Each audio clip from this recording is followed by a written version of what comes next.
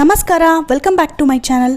ಇವತ್ತು ನಾನು ತೋರಿಸ್ತಾ ಇರೋದು ಒಂದು ಸಿಂಪಲ್ಲಾಗಿ ಬ್ರೇಕ್ಫಾಸ್ಟ್ ರೆಸಿಪಿ ಹೇಗೆ ಮಾಡೋದು ಅಂತ ತಿಳಿಸ್ಕೊಡ್ತೀನಿ. ತುಂಬಾ ಸಿಂಪಲ್ಲು. ಇವತ್ತು ನಾನು ತೋರಿಸ್ತಾ ಇರೋದು ಬಿಳಿ ಹೋಳಿಗೆ. ಅದರಲ್ಲೂ ಪ್ಲೇನಾಗಿ ತುಂಬಾ ಸಾಫ್ಟಾಗಿ ತೆಳುವಾಗಿರುವಂತಹ ಬಿಳಿ ಹೋಳಿಗೆನ ಹೇಗೆ ಮಾಡೋದು ಅಂತ ತಿಳಿಸ್ಕೊಡ್ತೀನಿ. ಈ ಬಿಳಿ ಹೋಳಿಗೆನ ಲಟ್ಸೋ ಅಂಥ ಅವಶ್ಯಕತೆ ಇಲ್ಲ. ತುಂಬಾ ಸಾಫ್ಟಾಗಿ ಹೇಗೆ ಲಟ್ಟಿಸ್ದೇ ಮಾಡ್ತೀನಿ ಅನ್ನೋದನ್ನು ನೋಡ್ಕೊಳ್ಳೋಣ. ಹಾಗಾದರೆ ಸ್ಟಾರ್ಟ್ ಮಾಡೋಣ. ತುಂಬಾ ಸಾಫ್ಟಾಗಿರುವಂತಹ ಲಟ್ಟಿಸ್ದೆ ಹಾಗೆ ಮಾಡುವಂತಹ ಬಿಳಿ ಹೋಳಿಗೆನ ಹೇಗೆ ಮಾಡೋದು ಅಂತ ನೋಡ್ಕೊಳ್ಳೋಣ ಬನ್ನಿ. ಮೊದಲನೇದಾಗಿ ಒಂದು ಕಡಾಯಿ ಇಟ್ಕೊಂಡಿದ್ದೀನಿ. ಆ ಕಡಾಯಿಗೆ 2 ಕಪ್ಪಿನಷ್ಟು ನೀರನ್ನು ಹಾಕೋತಿದ್ದೀನಿ. ಇಲ್ಲಿ ನಾನು 2 ಕಪ್ಪಿನಷ್ಟು ಅಕ್ಕಿ ಹಿಟ್ಟನ್ನು ಬಳಸ್ತಿದ್ದೀನಿ ಹೂರಣ ಮಾಡ್ಕೊಳ್ಳೋದಕ್ಕೆ, ಸಪ್ಪೆ ಹೂರಣ ಮಾಡ್ಕೊಳ್ಳೋದಕ್ಕೆ. ಹಾಗಾಗಿ 2 ಕಪ್ಪಿನಷ್ಟು ನೀರನ್ನು ಹಾಕೋತಿದ್ದೀನಿ. ಹಾಗೆ ಇದಕ್ಕೆ ರುಚಿಗೆ ತಕ್ಕಷ್ಟು ಉಪ್ಪನ್ನು ಹಾಕ್ಕೊಂಡು ಒಮ್ಮೆ ಹಾಗೇ ಮಿಕ್ಸ್ ಮಾಡ್ಕೋತಿದ್ದೀನಿ. ನಂತರ ಒಂದು ಅರ್ಧ ಸ್ಪೂನಿಂದ 1 ಸ್ಪೂನಷ್ಟು ಎಣ್ಣೆ ಹಾಕ್ಕೊಂಡು ಮತ್ತೊಮ್ಮೆ ಇದನ್ನು ಚೆನ್ನಾಗಿ ಮಿಕ್ಸ್ ಮಾಡಿಕೊಂಡು ಇದನ್ನು ಕುದಿಯೋದಕ್ಕೆ ಬಿಡಬೇಕಾಗುತ್ತೆ. ಸುಮಾರು ಒಂದು 2ರಿಂದ 3 ನಿಮಿಷ ಆದಮೇಲೆ ಇವಾಗ ನೋಡಿ ಎಷ್ಟು ಚೆನ್ನಾಗಿ ಕುದೀತಾ ಇದೆ ಅಂತ. ಈ ರೀತಿ ನೀಟಾಗಿ ಕುದಿಯುವಂಥ ಟೈಮಲ್ಲಿ ಫ್ಲೇಮನ್ನು ಕಮ್ಮಿ ಮಾಡ್ಕೊಂಡ್ಬಿಟ್ಟು 2 ಕಪ್ಪಿನಷ್ಟು ಅಕ್ಕಿ ಹಿಟ್ಟನ್ನು ಬಳಸ್ತಿದ್ದೀನಿ. ನೀವು ಎಷ್ಟು ನೀರು ತೊಗೋತೀರೋ ಅಷ್ಟೇ ಅಕ್ಕಿ ಹಿಟ್ಟನ್ನು ತೊಗೊಂಡ್ರೆ ಆಯಿತು. ಇವಾಗ 2 ಕಪ್ಪಿನಷ್ಟು ಅಕ್ಕಿ ಹಿಟ್ಟು ಹಾಕಿದ್ದಾಯಿತು. ಈ ರೀತಿ ಹಾಕಿ ಆದಮೇಲೆ 1 ನಿಮಿಷಗಳ ಕಾಲ ಹಾಗೆ ಬಿಡಬೇಕಾಗತ್ತೆ. ನಂತರ ಒಂದು ಸ್ಪ್ಯಾಚುಲಾ ಅಥವಾ ಸೌಟ್ನ ಸಹಾಯದಿಂದ ರಫಾಗಿ ಹಾಗೇ ಒಮ್ಮೆ ಮಿಕ್ಸ್ ಮಾಡ್ಕೋಬೇಕಾಗತ್ತೆ. ಕಂಪ್ಲೀಟಾಗಿ ಮಿಕ್ಸ್ ಮಾಡೋದೇನು ಬೇಡ, ಜಸ್ಟ್ ಹಾಗೇ ಮೇಲ್ಮೇಲೆ ಮಿಕ್ಸ್ ಮಾಡಿಕೊಂಡು ಒಂದು ಲಿಡ್ಡನ್ನು ಕ್ಲೋಸ್ ಮಾಡಿ ಸ್ವಲ್ಪ ತಣ್ಣಗಾಗೋದಕ್ಕೆ ಬಿಡಬೇಕು. ಇವಾಗ ಒಂದು 5ರಿಂದ 10 ನಿಮಿಷ ಆಗಿದೆ. ಚೆನ್ನಾಗಿ ಇದು ಕೈಯಲ್ಲಿ ಮುಟ್ಟೋಷ್ಟು ಬಿಸಿಗೆ ಬಂದಿದೆ, ಹದಕ್ಕೆ ಬಂದಿದೆ. ಆದರೆ ಹಿಟ್ಟು ತುಂಬ ಉದುರುದ್ರಾಗಿದೆ. ಇದಕ್ಕೆ ಮತ್ತೊಂದು ಸ್ವಲ್ಪ ನೀರಿನ ಅವಶ್ಯಕತೆ ಇದೆ. ಹಾಗಾಗಿ ಒಂದು ಅರ್ಧ ಲೋಟದಷ್ಟು ನೀರನ್ನು ಬಿಸಿ ಮಾಡಿಕೊಂಡು ಈ ರೀತಿ ಬಿಸಿ ನೀರನ್ನು ಹಾಕ್ಕೊಂಡು ಈ ರೀತಿ ರಫಾಗಿ ಮತ್ತೆ ಕಲಿಸ್ಕೊತಾ ಇದ್ದೀನಿ. ಇದು ಇವಾಗ ಕೈಯಲ್ಲಿ ಮುಟ್ಟಬಹುದು, ಆ ಹದದಲ್ಲಿದೆ. ಹಾಗಾಗಿ ನೀಟಾಗಿ ನಾದ್ಕೋಬೇಕಾಗತ್ತೆ. ಇದು ಅಕ್ಕಿ ಹಿಟ್ಟಿನ ಮೇಲೆ ಡಿಪೆಂಡ್ ಆಗುತ್ತೆ ನೀರು ಎಷ್ಟು ಹಾಕೋಬೇಕು ಅನ್ನೋದು. ನಾನಿಲ್ಲಿ ಯೂಸ್ ಮಾಡಿರೋದು ಟೋಟಲಾಗಿ 2.25 ಕಪ್ಪಿನಷ್ಟು ಯೂಸ್ ಮಾಡಿದ್ದೀನಿ. ಈ ಹದಕ್ಕೆ ಬಂದರೆ ಸಾಕು ಅಕ್ಕಿ ಹಿಟ್ಟು. ನೀಟಾಗಿ ಕೈಯಿಂದ ನಾದಿ ಇಡಬೇಕಾಗತ್ತೆ. ಒಂದು ದೊಡ್ಡ ಉಂಡೆ ಆಗಿ ಮಾಡಿಕೊಂಡು ರೆಡಿ ಮಾಡಿ ಇಟ್ಕೋತಿದ್ದೀನಿ ಈ ಹೂರಣನ. ನೋಡಿ ಇಲ್ಲಿ ಯಾವ ರೀತಿ ಇರಬೇಕು ಅಂತ. ಇಷ್ಟು ಸಾಫ್ಟಾಗಿದ್ದರೆ ಸಾಕು ಹಿಟ್ಟು. ತುಂಬ ಗಟ್ಟಿಯಾಗಿರೋದು ಬೇಡ, ಹಾಗೆ ತುಂಬ ನೀರಾಗಿರೋದು ಬೇಡ. ಹೂರಣ ಎಷ್ಟು ಸಾಫ್ಟಾಗಿರುತ್ತೋ ಇದರಲ್ಲಿ ಕಣಕ ಕೂಡ ಅಷ್ಟೇ ಸಾಫ್ಟಾಗಿರಬೇಕು. ಕಣಕ ಹೇಗೆ ಕಲಿಸೋದು ಅಂತ ನೋಡ್ಕೊಳ್ಳೋಣ ಬನ್ನಿ. ಇವಾಗ ಹೂರಣ ರೆಡಿ ಆಯಿತು. ಕಣಕ ಹೇಗೆ ಕಲಿಸೋದು ಅಂತ ನೋಡ್ಕೊಳ್ಳೋಣ. ಒಂದು ಪ್ಲೇಟ್ಗೆ ಸುಮಾರು 2 ಕಪ್ಪಿನಷ್ಟು ಮೈದಾ ಹಿಟ್ಟನ್ನು ತೊಗೊಂಡಿದ್ದೀನಿ. 2 ಕಪ್ ಅಕ್ಕಿ ಹಿಟ್ಟಿಗೆ 2 ಕಪ್ ಮೈದಾ ಹಿಟ್ಟು ಪರ್ಫೆಕ್ಟ್ ಅಳತೆ ಆಗುತ್ತೆ.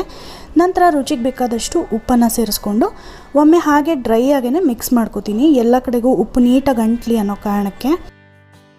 ಇವಾಗ ಈ ಹಿಟ್ಟಿಗೆ ಸ್ವಲ್ಪನೇ ನೀರನ್ನು ಸೇರಿಸ್ಕೋತಾ ಚಪಾತಿ ಹಿಟ್ಟಿನ ಹದಕ್ಕೆ ಕಲಿಸ್ಕೋಬೇಕಾಗುತ್ತೆ. ತುಂಬ ಸಾಫ್ಟಾಗಿ ಕಲಿಸ್ಕೊಳ್ಳೋದಕ್ಕೆ ಹೋಗಬೇಡಿ.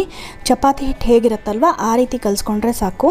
ನಾವಿಲ್ಲಿ ಹೂರಣನ ಯಾವ ಹದದಲ್ಲಿ ತಯಾರು ಮಾಡ್ಕೊಂಡಿರ್ತೀವೋ ಅಷ್ಟೇ ಸಾಫ್ಟಾಗಿ ಇದನ್ನು ಕಲಿಸ್ಕೋಬೇಕು. ಇದೇನಾದರೂ ತುಂಬ ಗಟ್ಟಿಯಾಗಿಬಿಟ್ರೆ ಅಥವಾ ತುಂಬ ನೀರಾಗಿಬಿಟ್ರೆ ಚೆನ್ನಾಗಾಗೋದಿಲ್ಲ ಬಿಳಿ ಹೋಳಿಗೆ. ಹಾಗಾಗಿ ಹೂರಣ ಯಾವ ರೀತಿ ಇರುತ್ತೋ ಕಣಕ ಕೂಡ ಅಷ್ಟೇ ಮೃದುವಾಗಿದ್ದರೆ ಸಾಕು.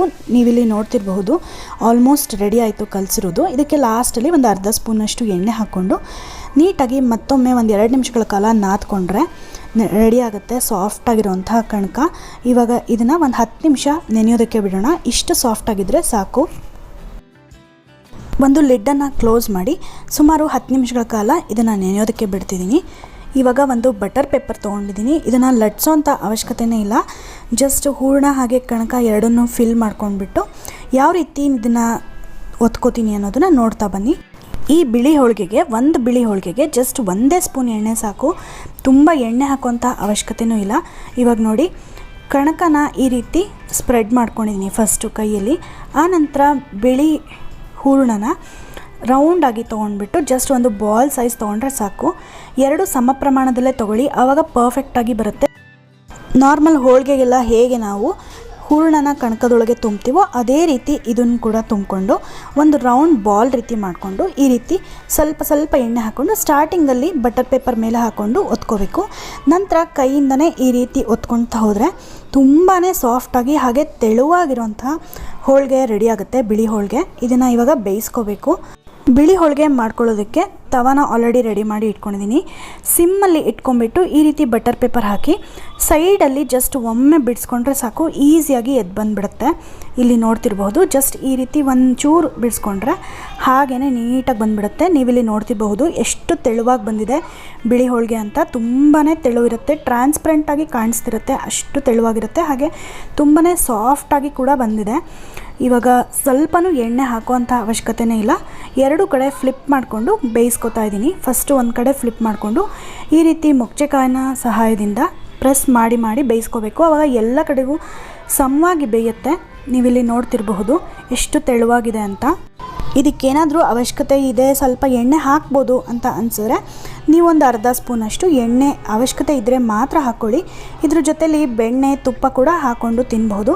ಇವಾಗ ನೋಡಿ ಎರಡೂ ಕಡೆ ಕೂಡ ಚೆನ್ನಾಗಿ ಬೇಯಿಸ್ಕೊಂಡಿದ್ದೀನಿ. ತುಂಬಾ ಸಾಫ್ಟ್ ಆದಂತಹ ಹಾಗೆ ರುಚಿಯಾದಂತಹ ಬಿಳಿ ಹೋಳಿಗೆ ರೆಡಿ ಆಯಿತು. ಲಟ್ಟಿಸ್ಕೊಳ್ತೇನೆ ಹೇಗೆ ಮಾಡೋದು ಅಂತ ನೋಡ್ಕೊಂಡ್ರಲ್ವ. ಖಂಡಿತವಾಗ್ಲೂ ನೀವು ಕೂಡ ಈ ರೆಸಿಪಿನ ಟ್ರೈ ಮಾಡಿ ಹೇಗೆ ಬಂತು ಅಂತ ನನಗೆ ಕಾಮೆಂಟ್ ಮೂಲಕ ತಿಳಿಸಿ. ನಿಮಗೆ ಈ ವಿಡಿಯೋ ಇಷ್ಟ ಆಗಿದರೆ ಲೈಕ್ ಮಾಡೋದನ್ನು ಮರಿಬೇಡಿ. ನಿಮ್ಮ ಫ್ಯಾಮಿಲಿ ಫ್ರೆಂಡ್ಸ್ ಜೊತೆ ವಾಟ್ಸಪ್ ಗ್ರೂಪಲ್ಲಿ, ಫೇಸ್ಬುಕ್, ಇನ್ಸ್ಟಾಗ್ರಾಮಲ್ಲಿ ಹೆಚ್ಚು ಜನಕ್ಕೆ ತಲುಪೋ ಹಾಗೆ ಶೇರ್ ಮಾಡಿ.